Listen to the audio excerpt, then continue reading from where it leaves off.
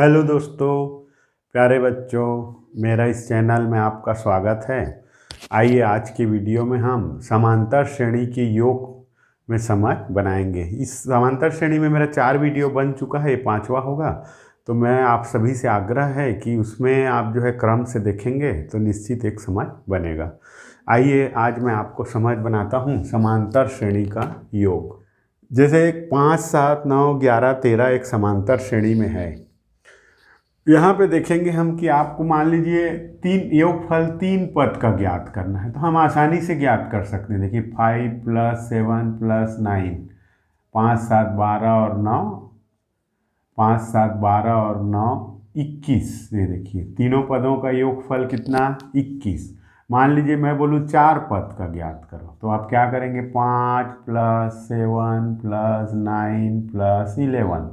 चलिए देखिए कितना आएगा, 5, 7, 12, 12, 9, 21, 21 और 11 हो गया 32। तो इस तरह से हम कम पद है तो आसानी से जोड़ लेते हैं। मान लीजिए मैं बोलूँ आपको S90 का ज्ञात कीजिए, S120 का ज्ञात, 102 का ज्ञात कीजिए।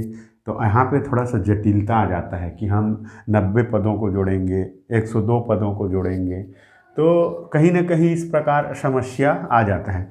तो इसको सरलीकरण करने के लिए, इसको सरल करने के लिए हम जो है एक पैटर्न से फार्मूला निकालेंगे। तो हमको मालूम है a + d, a + 2d, a + 3d, इस तरह कहाँ तक, n पदों तक। ये एक समांतर श्रेणी में है।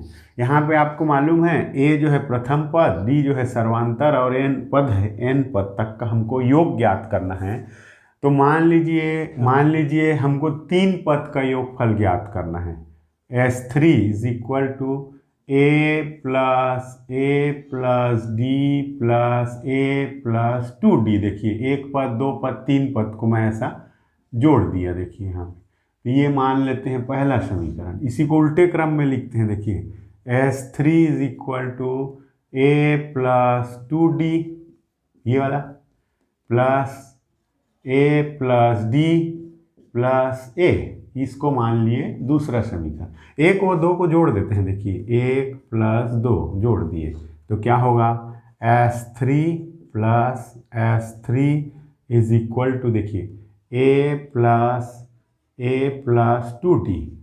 ये इसको नहीं लिख करके मैं एक साथ ऐसा लिखूँ इन दोनों को। वैसे ही प्लस a + d, ये वाला, और प्लस a + d, ये वाला है। देखिए फिर इसको जोड़े दोनों को, प्लस a + 2d और प्लस a। ये देखिए इस तरह से जोड़ सकते हैं। चलिए S3 2S3 हो गया, clear. a + a 2a + 2d plus a + a 2a plus d + d 2d plus a + a 2a + 2d। ये देखिए अब यहाँ पे देखते हैं हम 2S3 = 1, 2, 3 सेम पद है, तो ये हो जाएगा 3 2a + 2d, क्लियर।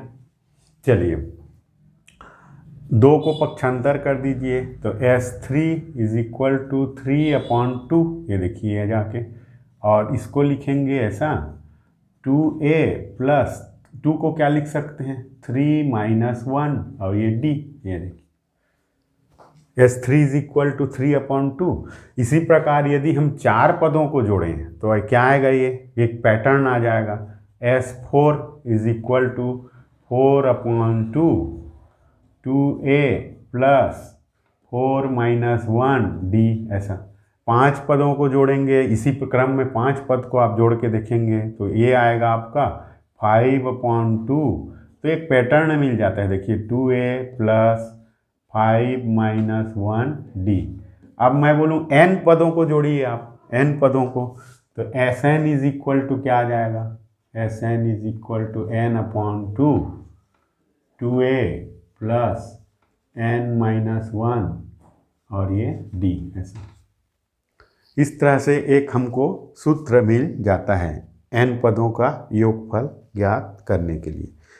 देखिए एक उदाहरण है, समझ बनाते हैं। आइए हम उस सूत्र का उपयोग करेंगे। इसमें देखिए एक समांतर श्रेणी दिया हुआ है 9, 12, 15 कहाँ तक, 16 पदों तक। तो योगफल ज्ञात करना है। तो हमको मालूम है a is equal to 9, d is equal to 12 minus 9 is equal to 3 और n इज इक्वल टू 16। तो फार्मूला हमारा सूत्र क्या है, n पदों का S n is equal to n upon 2 कोष्टक 2a plus n minus 1 d। देखिए आसानी से हमको n मालूम है, a मालूम है, n मालूम है, d मालूम है, तो आसानी से हम ऐसा योगफल ज्ञात कर सकते।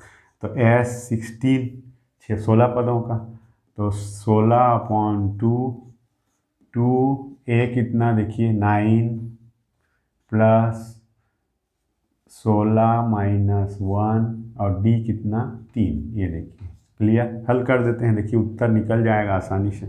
s 16 इज इक्वल टू 2 एकम 2, 2 अट्ठे 16, 8 9 दूनी 18, 15 तिया 45। देखिए ये 15, 16 में एक घटाए 15 तिया 45। चलिए s 16 इज इक्वल टू 8, यहाँ पे देखिए 45, 8 5 13, 3 और 4 1 5 और 1 6, ऐसा। ये देखिए चलिए गुणा कर दीजिए।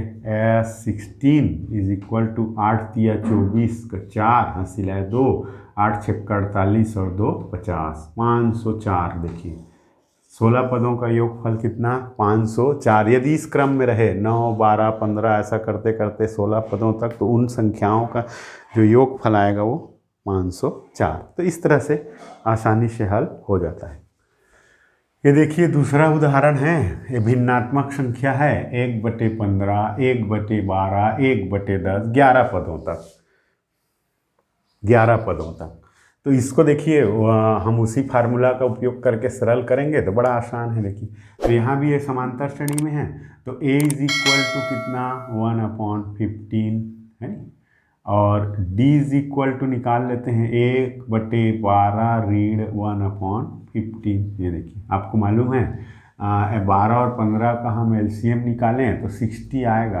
कितना आएगा 60। तो 12 पंचे 60, 5 आया भागफल, 5 एकम 5 ऋण 15 चौक 60, 4 एकम 4। तो देखिए 5 में 4 घटाए तो 1/60। तो ये जो अंतर आया, ये सर्वांतर जो आया 1/60 और n is equal to 11, n is equal to 11। तो चलिए आसानी से हम मान रख सकते हैं। देखिए हमको मालूम है Sn is equal to n/2 कोष्टक 2a plus n minus 1 d। ऐसा देखिए चलिए मान रख देते हैं।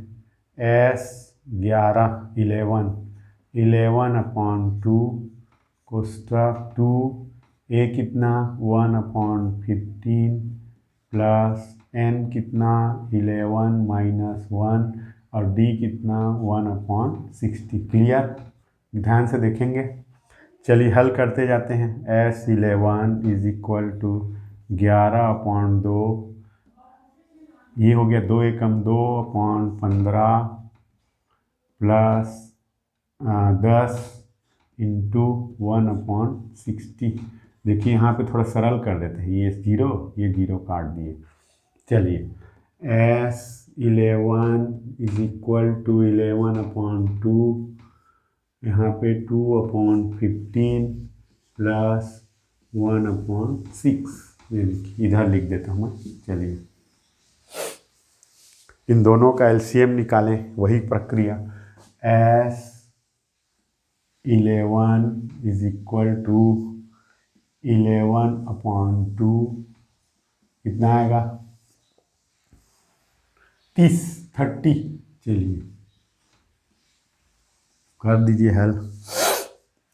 15 दूनी 30, 2 दूनी 4 यहाँ पे आएगा। ऐसा करते हैं, मालूम है आपको, इससे भाग देते हैं 30 को 15 से, 15 दूनी 30, 2 आया भागफल, ऊपर गुणा करते हैं 2 दूनी 4 प्लस 6 पंचे 30, 5 आया भागफल, 5 एकम 5।